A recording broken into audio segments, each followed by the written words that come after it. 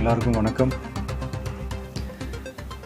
இந்திய அரசியல் சாசனம் நம்ம தமிழ்நாட்டில் இருக்கிற எல்லாருக்குமே கொடுத்துருக்கிற உரிமையில் ரொம்ப ரொம்ப முக்கியமானது ஓட்டிங் ரைட், வாக்குரிமை. ஒரு மனுஷன் உயிரோடு இருக்கான்றதுக்கு அடையாளமாக இருக்கிறதுல அவனோட ஓட்டுரிமை ரொம்ப முக்கியம். அதனால தான் voting is not only our right but also our life. ஒரு முக்கியமான விஷயத்தை பற்றி இப்போ நான் உங்ககிட்ட ஷேர் பண்ண போகிறேன். இது நான் ஃபஸ்ட்டு கேள்விப்பட்ட உடனே எனக்கே ரொம்ப ஷாக்கிங்காக தான் இருந்தது. இப்போ நான் பேசிகிட்டு இருக்கிற இந்த நேரத்தில் தமிழ்நாட்டில் இருக்கிற நம்ம யாருக்குமே ஓட்டு போடுற உரிமையே இல்லைன்னு சொன்னால் நம்புவீங்களா? நான் நீங்கள் உட்பட யாருக்குமே அது இல்லை. நான் பயமுறுத்துறேன்னு நினைக்காதீங்க, அதுதான் நிஜமும் கூட. கொஞ்சம் ஏமாந்தால் நம்மளை மாதிரியே இன்னும் லட்சக்கணக்கான பேருக்கும் இதே நிலைமை தான். ஓட்டு போடுற அந்த உரிமையே இல்லாத மாதிரி ஒரு நிலைமை வந்தாலும் வரலாம். இதுக்கு மெயின் ரீசன் அந்த எஸ்ஐஆர், ஸ்பெஷல் இன்டென்சிவ் ரிவிஷன், சிறப்பு தீவிர திருத்தம். இப்போது இந்த எஸ்ஐஆர் நம்ம தமிழ்நாட்டில் எப்படி ஒர்க் ஆக போகுது? கடந்த ஜனவரி மாதம் எடுத்த அந்த கணக்கெடுப்பில் 6,36,00,000 வாக்காளர்கள் நம்ம தமிழ்நாட்டில் இருக்கிறாங்க. ஆனால் அவங்க யாருக்குமே இந்த ஓட்டு போடுற உரிமையே இல்லை.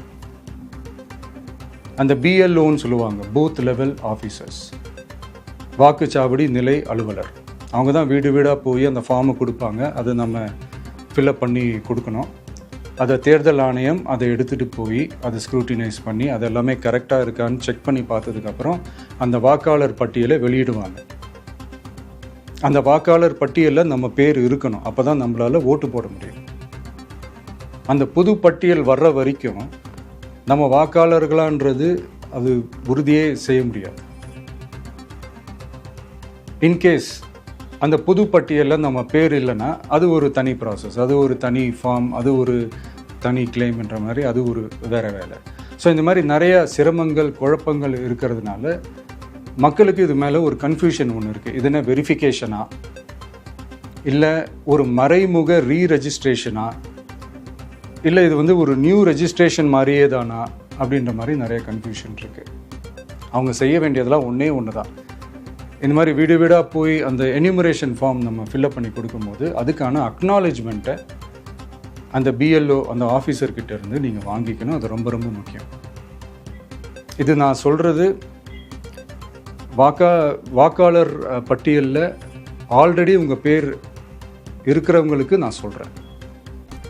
இப்போ புது வாக்காளர்கள், ஃபஸ்ட் டைம் ஓட்டர்ஸ், அவங்களுக்கு ஃபார்ம் 6ன்னு ஒன்று இருக்குது.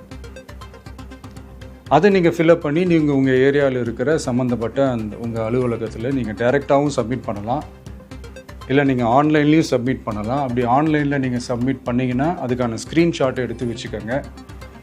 ஃபோனில் மெசேஜ் வரும், அதை சேவ் பண்ணி வச்சுக்கோங்க. அப்ராடில் இருக்கிறவங்க கூட அந்த எஸ்ஐஆர் ஃபார்மை டவுன்லோட் பண்ணி நீங்கள் அதை ஃபில்அப் பண்ணி சப்மிட் பண்ணலாம். அதுக்கான அக்னாலேஜ்மெண்ட்டை வாங்கி வச்சுக்கோங்க. ரொம்ப முக்கியமாக உங்களோட பிஎல்ஓ அந்த ஆஃபீஸர் யாருன்னு தெரிஞ்சு வச்சுக்கோங்க. இந்த தேர்தல் ஆணையம் அந்த வெப்சைட்டில் போனீங்கன்னா அந்த பர்டிகுலர் பிஎல்ஓ ஆஃபீஸரோட ஃபோன் நம்பர் கூட நீங்கள் எடுத்து வச்சுக்கலாம். இன்கேஸ் உங்களை யாரையும் ரீச் பண்ணலை இல்லை உங்களுக்கு அந்த ஃபார்ம் கிடைக்கல அப்படின்னா நீங்கள் அவரை காண்டாக்ட் பண்ணி அந்த ஃபார்மை வாங்கி நீங்கள் ஃபில்அப் பண்ணி நீங்கள் சப்மிட் பண்ணலாம். ரொம்ப முக்கியமாக அதுக்கான அக்னாலேஜ்மெண்ட்டை வாங்கி வச்சுக்கோங்க. இது எல்லாமே சரியாக செஞ்சாலும் இந்த எஸ்ஐஆர் மேலே சில டவுட்ஸ் இருக்குது. அது என்னென்னா, இந்த 6,36,00,000 வாக்காளர்களுக்கு ஒருத்தர் விடாமல் இந்த ஒரே மாதத்துக்குள்ளே எப்படி எல்லாருக்குமே அந்த ஃபார்ம் போய் ரீச் ஆகும்? ஒன்று. ரெண்டாவது, நீங்கள் வரும்போது வீட்டை பூட்டிட்டு வேலைக்கு போயிட்டு என்ன பண்ணுறது? இப்போ நீங்கள் வருவீங்கன்றதுக்காக வேலையெல்லாம் விட்டுட்டு வீட்டுக்குள்ளேயே உட்காந்துட்ருக்கணுமா? ஸோ இதில் மெயினாக பாதிக்கப்பட போகிறது உழைக்கிற மக்கள், ஏழைகள், வேலைக்கு போகிற பெண்கள். இவங்களுக்கு யார் கரெக்டான அந்த பதில் சொல்ல போகிறது? ஒரு நியாயமான எஸ்ஐஆர்னால் என்ன நடக்கணும்? இப்போது இறந்து போனவங்களை மார்க் பண்ணி அதுலேருந்து டிலீட் பண்ணணும். இப்போ போலி வாக்காளர்கள் இருந்தாங்கன்னா அவங்கள மார்க் பண்ணி டிலீட் பண்ணணும். இப்போ ஆல்ரெடி ஓட்டு இருக்கிறவங்களுக்கு எதுக்கு இந்த ரெஜிஸ்ட்ரேஷன் என்ற பேரில் இவ்வளவு குழப்பங்கள் அப்படின்றதான் இங்கே கேள்வி.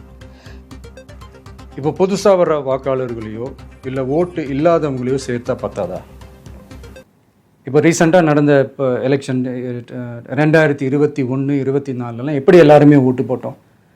அதில் ஓட்டு போட்டவங்க கூட இப்போ புதுசாக ரெஜிஸ்டர் பண்ணணும்னா அது ஏன் அந்த கன்ஃபியூஷன் அப்படின்றதான் நாங்கள் கேட்குறோம். அதனால தான் நாங்கள் எஸ்ஐஆரை எதிர்க்கிறோம். இப்போ புதுசாக சில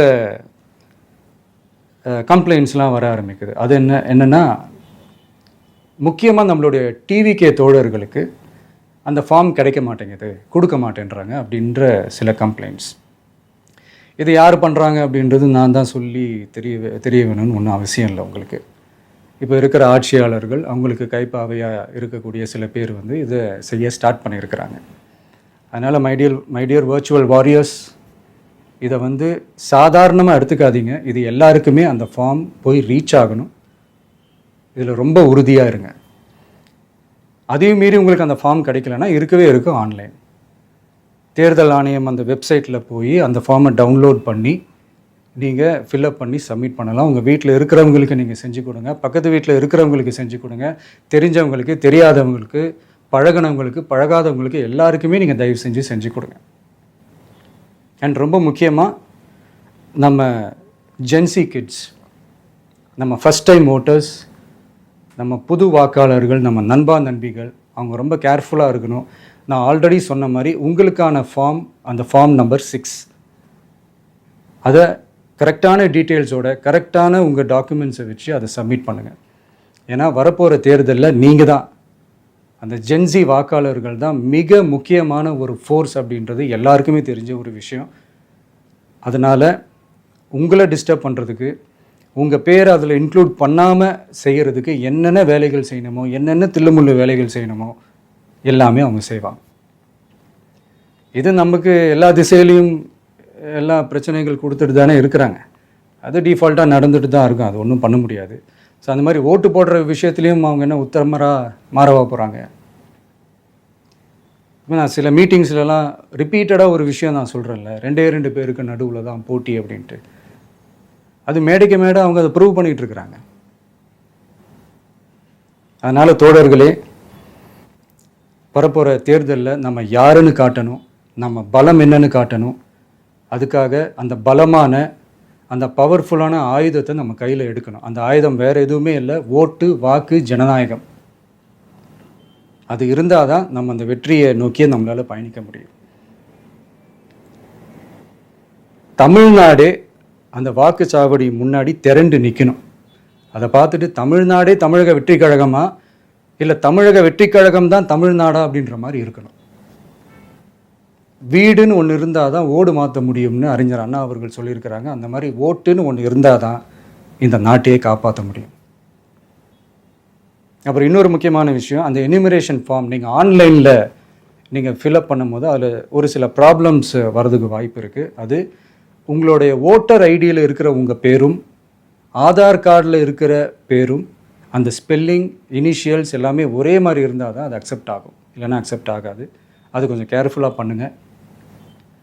அது கொஞ்சம் யூசர் ஃப்ரெண்ட்லியாக இருக்கலாமேன்னு கேட்டதுக்கு அதெல்லாம் முடியாது, அதுக்கெல்லாம் வாய்ப்பு இல்லை, அதுக்கெல்லாம் ஆளுங்க இல்லை, பண்ண முடியாதுன்னு ரிப்ளை பண்ணிட்டாங்க. ஸோ அதனால் மைடியர் டிவிகே தோழர்களே, மைடியர் ஜென்சி படை பலமே, உஷாராக இருங்க, கான்ஃபிடெண்ட்டாக இருங்க, நல்லதே நடக்கும், வெற்றி நிச்சயம். மீண்டும் சந்திக்கும் வரை நன்றி, வணக்கம்.